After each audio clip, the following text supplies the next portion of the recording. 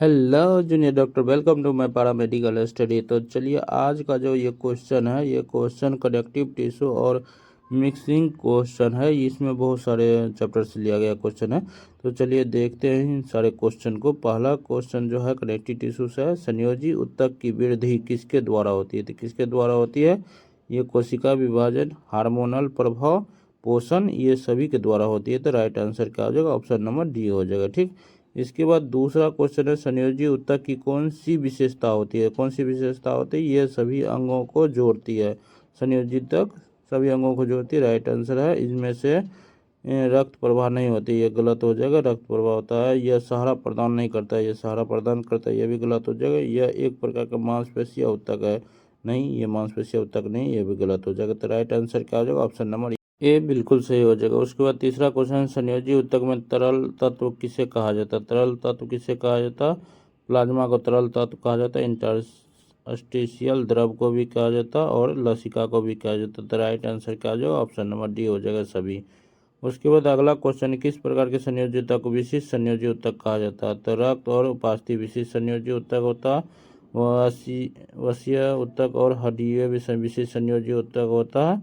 सभी प्रकार के संयोजी ऊतक विशिष्ट हो जाएगा। केवल रेशेदार, तो ये भी हो जाएगा विशिष्ट संयोजी ऊतक। तो राइट आंसर क्या हो जाएगा आपका? ऑप्शन नंबर सी बिल्कुल सही हो जाएगा। सभी प्रकार के संयोजी ऊतक विशिष्ट संयोजी ऊतक होगा यहाँ पे। ठीक, ऑप्शन नंबर क्या हो जाएगा? सी बिल्कुल सही हो जाएगा। इसके बाद अगला क्वेश्चन है, तो आपका जो है ब्लड एंड सर्कुलेशन सिस्टम से लिया गया, ब्लड एंड सर्कुलेटरी सिस्टम से, रक्त और पश्चिम। चलिए, रक्त का पीएच का स्तर समानता कितना होता है? कितना होता है? 7.4 होता है। कितना होता है? 7.4। Right answer option number C हो जाएगा। उसके बाद रक्त में ऑक्सीजन ले जाने वाला पदार्थ कौन सा होता है? हीमोग्लोबिन। तो right answer option number B सही हो जाएगा। उसके बाद अगला क्वेश्चन है 7 में, ऑक्सीजन युक्त रक्त हृदय के किस भाग में प्रवेश करता है? तो ये कहाँ प्रवेश करता है? ये राइट आर्टियम में, राइट आर्टियम एंड राइट वेंट्रिकल में जो होता है आपका क्या होता है? ऑक्सीजन युक्त रक्त होता है। तो आर्टियम में प्रवेश करता है और वेंट्रिकल से बाहर निकलता है। ठीक, तो आर्टियम में क्या होगा? प्रवेश करेगा और वेंट्रिकल से बाहर निकलेगा। तो राइट पूछ रहा है प्रवेश करने वाला, तो राइट आंसर क्या हो जाएगा आपका? हो जाएगा राइट आर्टियम। ठीक, राइट आर्टियम मैंने बायां अलिंद। इसके बाद अगला क्वेश्चन है, रक्तचाप को मापने के लिए किस उपकरण का उपयोग किया जाता है? कौन सा उपकरण? Sphygmomanometer. Right answer option number C. उसके बाद नर्वस टिश्यू से क्वेश्चन लिखा तंत्रिका ऊतक में कौन सी कोशिका सहायक होती है? कौन सा होता है? ये ग्लियल सेल सहायक होता है। ग्लियल सेल क्या करता है? तंत्रिका ऊतक कोशिका को ये सहायता प्रदान करता है, कनेक्टर के रखता है। ठीक, तो इसका right answer option number B बिल्कुल क्या हो जाएगा? सही हो जाएगा। उसके बाद अगला क्वेश्चन, मस्तिष्क से किस भाग में मस्तिष्क का केंद्र कहा जाता है? मस्तिष्क के किस भाग को मस्तिष्क का केंद्र कहा जाता है? ये सेरिब्रल कॉर्टेक्स को आपको मस्तिष्क का केंद्र बोला जाता है। राइट आंसर क्या हो जाएगा? ऑप्शन नंबर बी बिल्कुल सही हो जाएगा। ठीक, उसके बाद अगला क्वेश्चन आपका क्वेश्चन नंबर 11 लिखा है, तंत्र के आवेगों का संचरण किसके द्वारा होता है? तो किसके द्वारा होता है? ये आपका होता है विद्युत संकेतों द्वारा। क्या हो जाएगा? विद्युत संकेत। राइट आंसर क्या हो जाएगा? ऑप्शन नंबर ए बिल्कुल सही हो जाएगा। उसके बाद अगला क्वेश्चन है, तंत्रिका तंतु की बाहरी परत को क्या कहते हैं? तंत्रिका तंतु की बाहरी परत को क्या बोलते हैं? माइलिन शीथ बोला जाता है। क्या बोलते हैं? Myelin sheath. राइट आंसर क्या हो जाएगा? ऑप्शन नंबर ए बिल्कुल सही हो जाएगा। ठीक, इसके बाद अगला क्वेश्चन आपका, तंत्रिका ऊतक में एक्शन पोटेंशियल का अर्थ क्या होता है? एक्शन पोटेंशियल का अर्थ क्या होता है?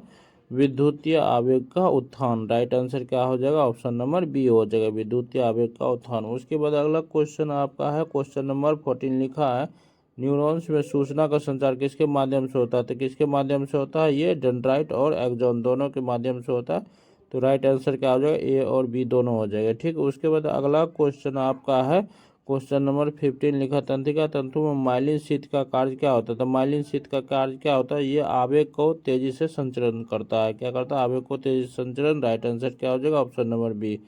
उसके बाद अगला क्वेश्चन, तंत्रिका तंतु में साइनेप्स का क्या कार्य होता है? सिनेप्स का क्या कार्य होता है? तो ये क्या करता है? तंत्रिका में जो होता है सूचना का आदान प्रदान करता है। क्या करता है? सूचना का आदान प्रदान। तो right answer option number B. उसके बाद तंत्रिका ऊतकों का मुख्य रूप से कौन सी कोशिका पाई जाती है? तंत्रिका ऊतक का मुख्य रूप से कौन सी कोशिका पाई जाती है? तंत्रिका कोशिका का पाई जाती है। तो राइट आंसर क्या हो जाएगा? ऑप्शन नंबर बी बिल्कुल सही हो जाएगा। ठीक, उसके बाद अगला क्वेश्चन पर चलते हैं। अगला क्वेश्चन 18 लिखा, दिमाग में तंत्रिका कोशिकाओं की संख्या लगभग कितनी होती है? तो ये होती है 100 अरब। कितनी होती है? 100 अरब। राइट आंसर क्या हो जाएगा? ऑप्शन नंबर सी बिल्कुल सही हो जाएगा। उसके बाद क्वेश्चन नंबर 19 में लिखा, अल्जाइमर रोग किस प्रकार के तंत्रिका ऊतक को प्रभावित करता है? तो किस प्रकार के? ये कॉन्जेनाइटिव न्यूरॉन्स को प्रभावित करता है, यानी संज्ञात्मक न्यूरॉन जो होता है उसको क्या करता है?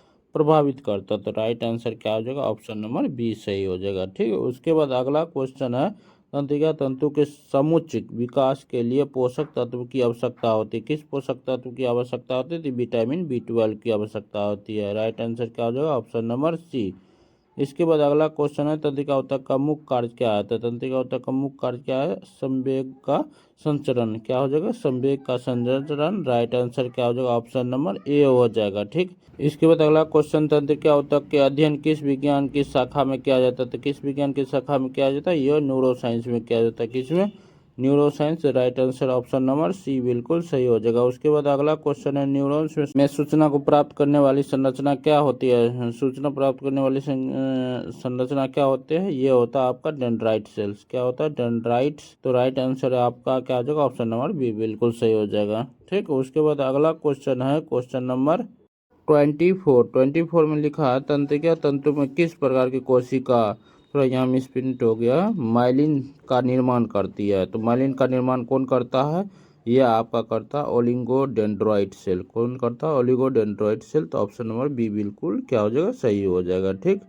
उसके बाद अगला क्वेश्चन पर चलते हैं। अगला क्वेश्चन 25 लिखा, तंत्रिका तंतु की क्षति के बाद पुनः विकास के प्रक्रिया क्या कहलाते हैं? क्या कहलाते हैं? ये कहलाते नर्व रीजनरेशन। क्या कहलाती है? Nerve regeneration. के बाद अगला क्वेश्चन पे चलेंगे। उससे पहले आप अभी तक वीडियो को लाइक नहीं किया तो लाइक कर दीजिए, और चैनल को अभी तक सब्सक्राइब नहीं किया तो सब्सक्राइब कर लीजिए, और बेल आइकन को दबा दीजिए ताकि हर लेटेस्ट वीडियो आपको सबसे पहले मिलता रहे। तो चलिए इसके बाद अगला क्वेश्चन पे चलते हैं।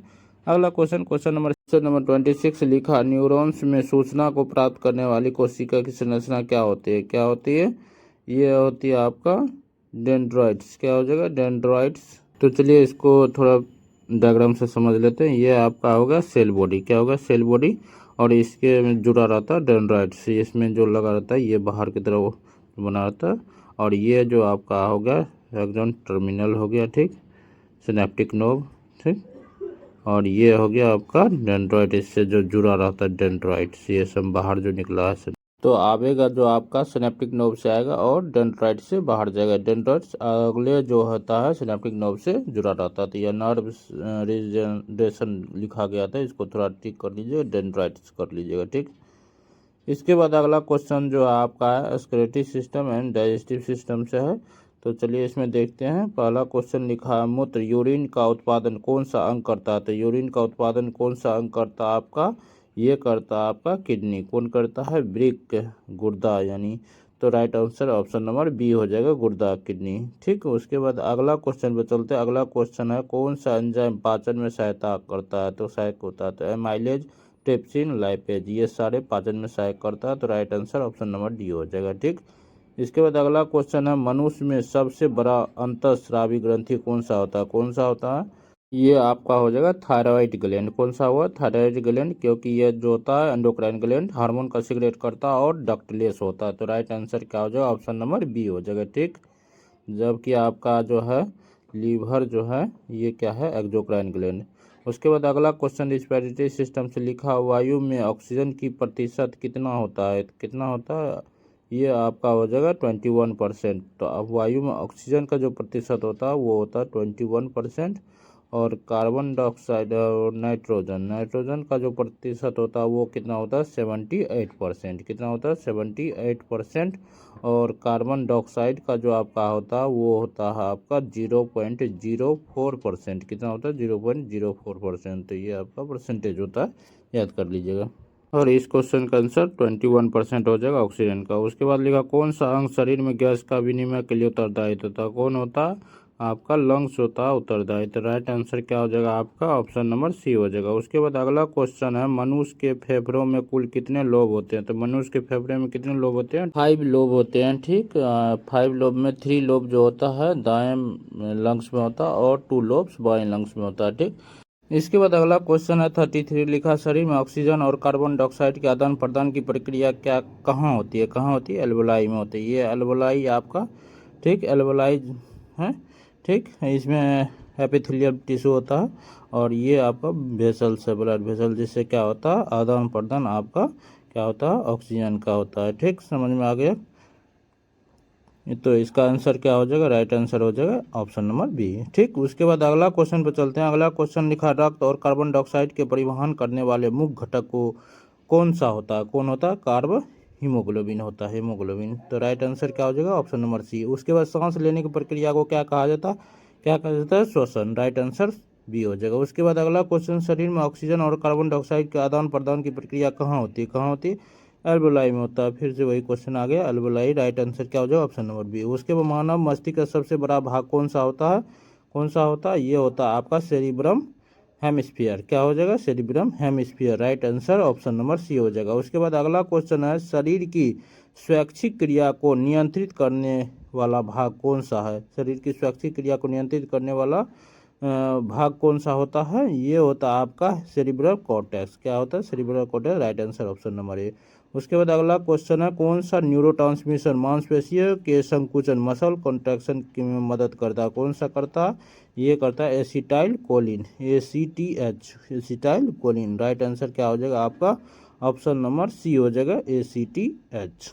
ठीक, इसके बाद अगला क्वेश्चन है 41 में लिखा है, शरीर में दर्द की संवेदना को महसूस करने के लिए कौन सा रिसेप्टर जिम्मेदार होता है? कौन सा रिसेप्टर जिम्मेदार होता है? ये होता है नॉर्सी रिसेप्टर, टॉर्सी receptor. Right answer option number क्या हो जाएगा? सी हो जाएगा। उसके बाद अगला क्वेश्चन है, मस्तिष्क में पाई जाने वाली कोशिका क्या कहलाती है? क्या कहलाती है? यह तंत्रिका कोशिका कहलाती है। Right answer option number B. उसके बाद रक्त का मुख्य तरल भाग क्या कहलाता है? क्या कहलाता है? यह कहलाता है प्लाज्मा। क्या कहलाता है? प्लाज्मा। राइट आंसर क्या आ जाएगा आपका? ऑप्शन नंबर बी सही हो जाएगा। उसके बाद अगला क्वेश्चन है, क्वेश्चन नंबर 44, रक्त परिसंचन तंत्र कितने प्रकार का होता है? रक्त परिसंचन तंत्र कितने प्रकार का होता है? एकल परिसंचन तंत्र, द्विगुणित परिसंचन तंत्र, दोनों तरह का होता है। तो राइट आंसर क्या हो जाएगा आपका? दोनों हो जाएगा। ऑप्शन नंबर सी बिल्कुल क्या हो जाएगा? सही हो जाएगा। ऑप्शन नंबर सी दोनों। उसके बाद अगला क्वेश्चन पर चलते हैं। अगला क्वेश्चन आपका है क्वेश्चन नंबर 45 में लिखा हुआ है, रक्त का कुल मात्रा एक समान वयस्क में लगभग कितना होता है? कितना होता है? ये होता है आपका 4 से 6 लीटर। कितना होता है? 4 से 6 litre. Right answer option number B हो जाएगा। उसके बाद लिखा है, किस प्रकार की रक्त कोशिका इम्यूनो प्रक्रिया में महत्वपूर्ण भूमिका निभाती है? कौन निभाता है? ये निभाता है आपका सफ़ेद रक्त कोशिका। कौन? सफ़ेद रक्त कोशिका। राइट आंसर हो जाएगा ऑप्शन नंबर सी।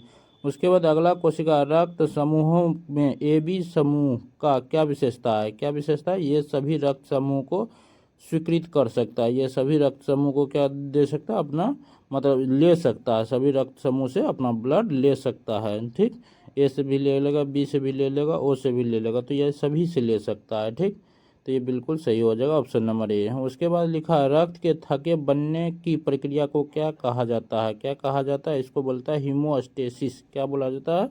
Haemostasis. Right answer option number क्या हो जाएगा? ए हो जाएगा। ठीक, इसके बाद अगला क्वेश्चन है 49 लिखा है, रक्त में कौन सा घटक रोगाणुओं के खिलाफ रक्षा करता है? कौन सा घटक रोगाणु के खिलाफ रक्षा करता है? ये आपका करता है कौन? ल्यूकोसाइट्स। कौन करता है? Leucocyte. Right option option number क्या हो जाएगा? ऑप्शन नंबर सी हो जाएगा, ल्यूकोसाइट्स। ठीक, जिसको श्वेत रक्त कणिका, व्हाइट ब्लड सेल भी बोला जाता है, WBC। ठीक, उसके बाद अगला क्वेश्चन पर चलते हैं। अगला क्वेश्चन, किस हार्मोन का स्तर रक्त में ग्लूकोज की मात्रा को नियंत्रित करता है? कौन सा हार्मोन? इंसुलिन। राइट आंसर क्या हो जाएगा? ऑप्शन नंबर ए बिल्कुल सही हो जाएगा। ठीक, उसमें लिखा है 51 में, रक्त के कौन से घटक ऑक्सीजन का परिवहन करता है? कौन सा?